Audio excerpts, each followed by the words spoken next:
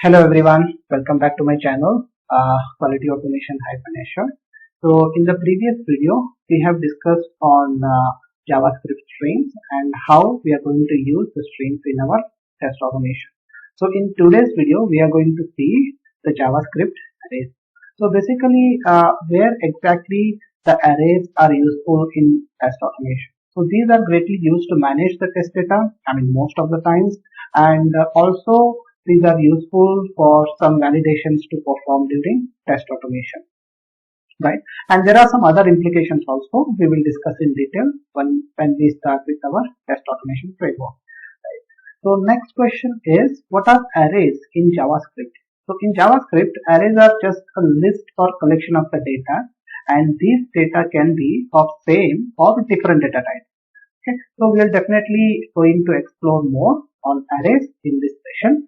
So let's not waste any time. Let's go to VS Code and we will explore the array concept in detail. So let me go to the file explorer. Let me create the file. This is already created, whose name is arrays.js. Okay. So the first thing is how we are going to declare the array. So we can use the array declaration something like this. We can use flag is a keyword followed by the array name. I can say, you can give any array name equal to open and close the square bracket, and this will form the list. Okay, so inside this box I am going to enter the data.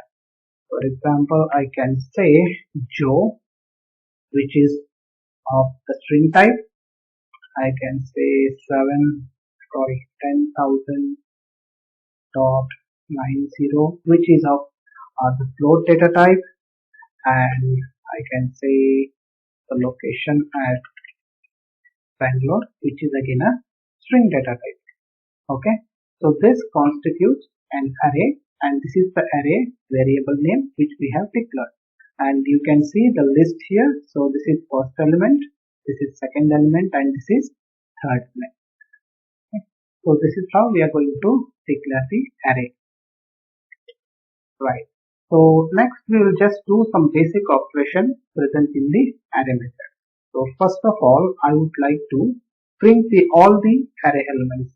So I should type log that arr, which is my array name variable, and if I save this, I can go to terminal, in terminal, and if I write node arrays, spelling is correct, .js. So this will print all the array elements present in this array. So the next thing I can do is, I want to get the length of the array. So length ultimately gives the number of elements present in this particular array. What I can do, I will say print me array dot length of. Now if I log, you can see the number of elements present in the array are 3. Right? So this is very important for test automation. Let me remove this part because we know all the array elements.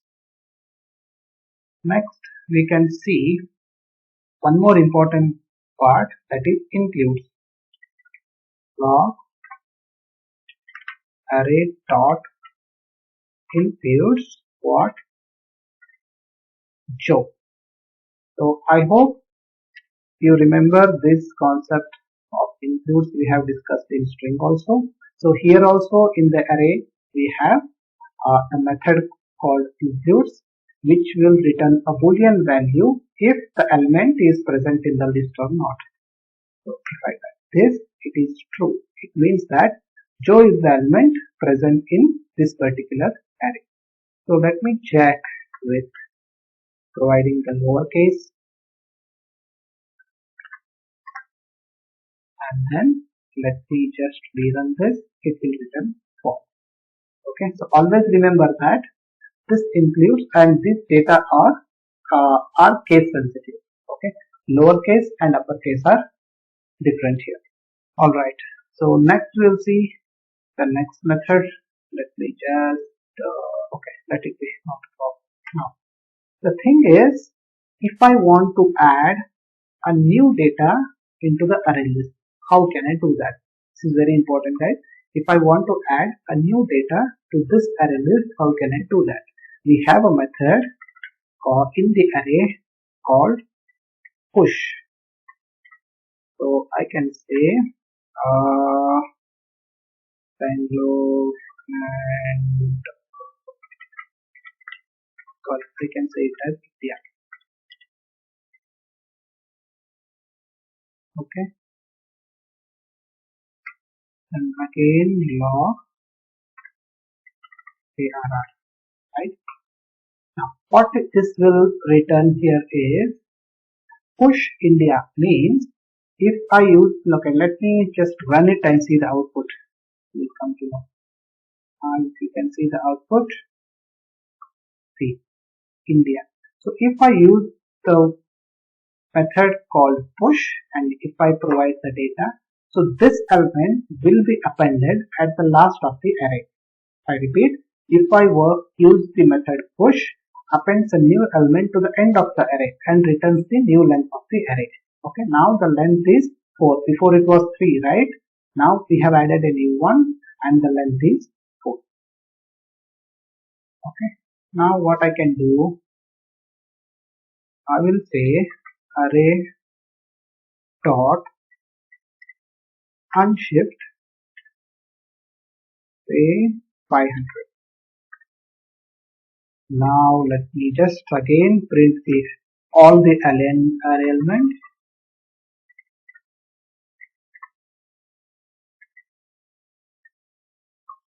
Right?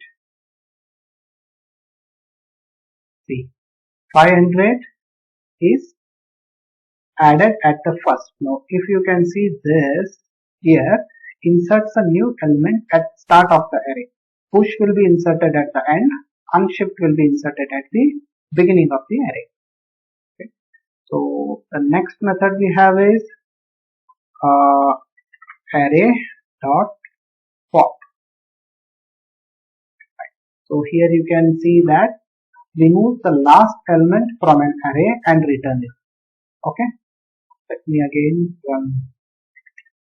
print the element, that is, sorry, print the array. In this case I should not see India.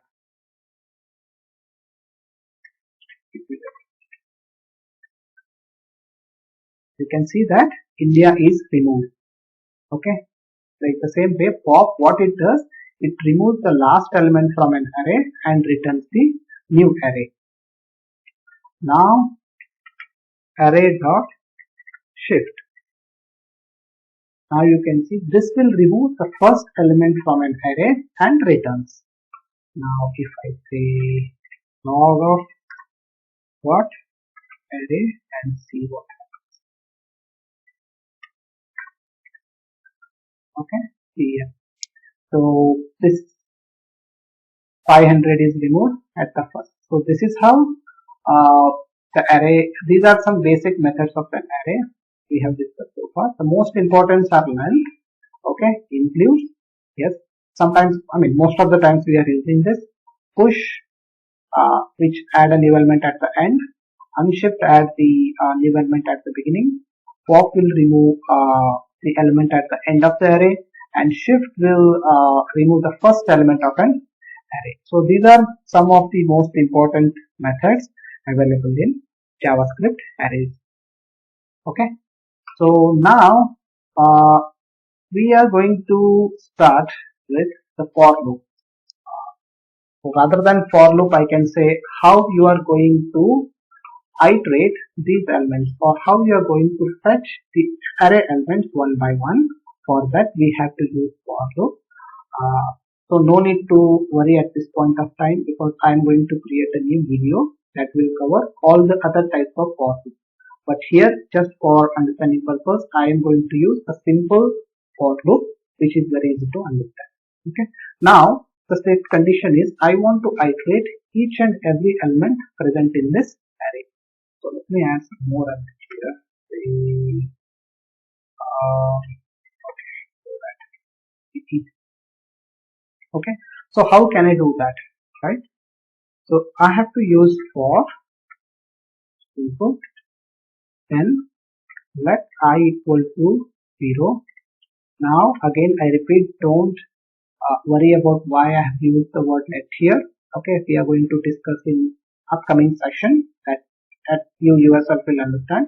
At this point of time, the focus would be on how can I get all the array elements from an array. Okay, now we know that I is less than or equal to array dot length minus 1 and I plus plus. Now just log ARR of, let me print this and I will explain how this works. Very important for test automation, guys. We can see these elements will be printed on the console.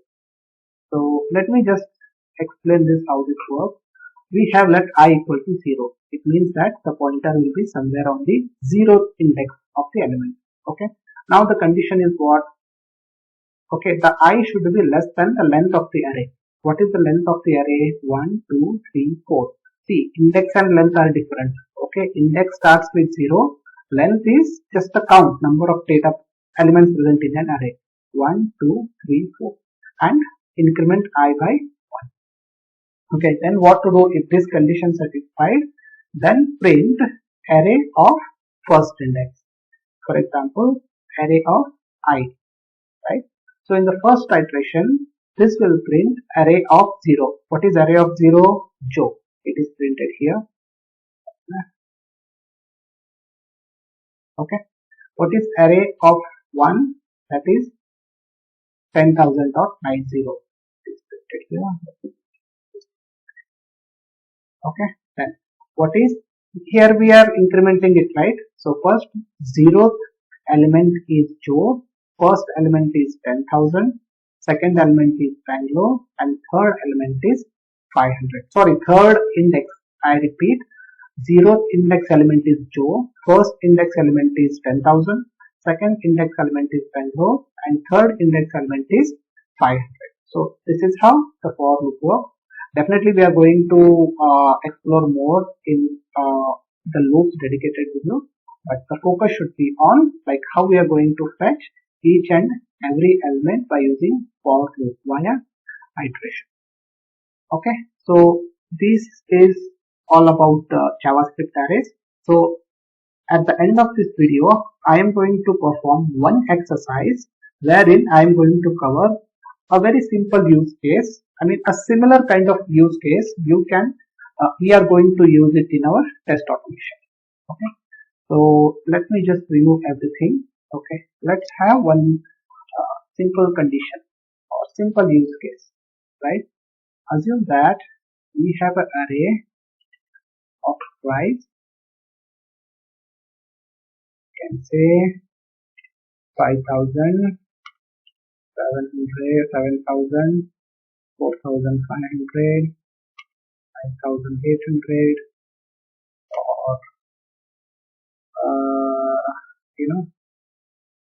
5,600 and 4,500 and so on. Okay. Suppose that we have a price, okay, and this is the price of the commodity. Okay. Assume that we got the list of price of one commodity or list of commodities. Okay. Now I want to put one condition. I repeat, we are going to see the for loop and if else also here. A simple conditional statements also here, which is very simple and very easy to understand. No need to worry at all. Okay. Now what I am going to do, the statement is I want to process.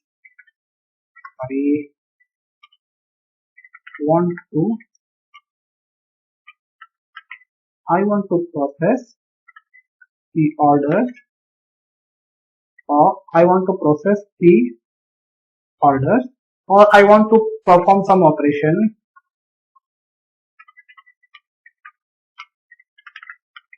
If the order amount is greater than 5,000, some statement, something like this. So what I'm going to do is I'm going to use for loop here. Let I equal to 0, I is less than or equal to price dot len minus 1 I plus plus. Okay, now listen it very carefully. I am going to implement the if statement or if condition. So how can I do this? I will write if what, if the price of I is greater or equal to 5,000. Okay, it is equal to 5,000, then what to do? Log price of I. First print all the prices which are greater than 5,000, and then you can do whatever you want. Okay, so some code in your automation, some process.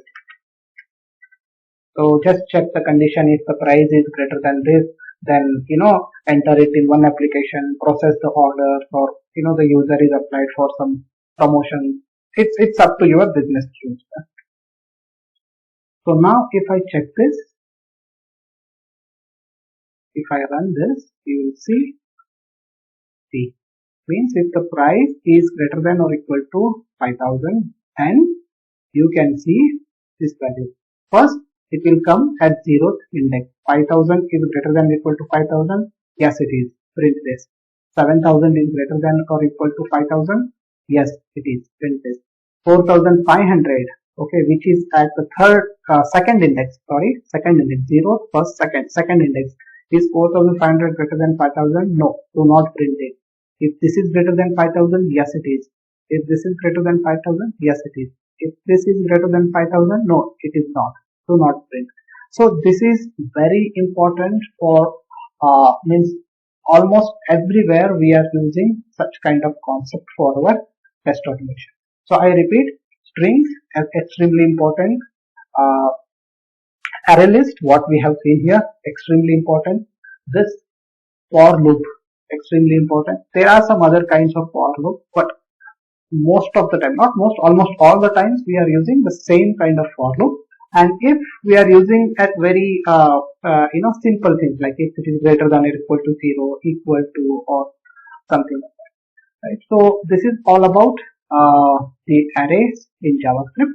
So let me brush up what we have learned so far. So in array we have just seen how to print the array, how to check the length. We seen includes, how to add, delete, first index or last index, and we have seen the for loop, that is basic for loop, and also if else statement. And as a part of this, we have covered basic use case, which is almost similar to test automation. And that's it, I guess. So that's it in this video. Thank you so much for watching this. If you like this video, just press the like button and do subscribe to my channel. And importantly, in the next video, I am going to discuss about one more extremely important concept called JavaScript objects. If you understand JavaScript objects, then handling the test data is extremely simple. So if you understand the this object concept, you can easily able to get how to read the data from JSON file, how to write the data into JSON file, and so on. So stay tuned. Don't miss the next video on JavaScript objects. So thank you so much. Have a good day. Bye bye.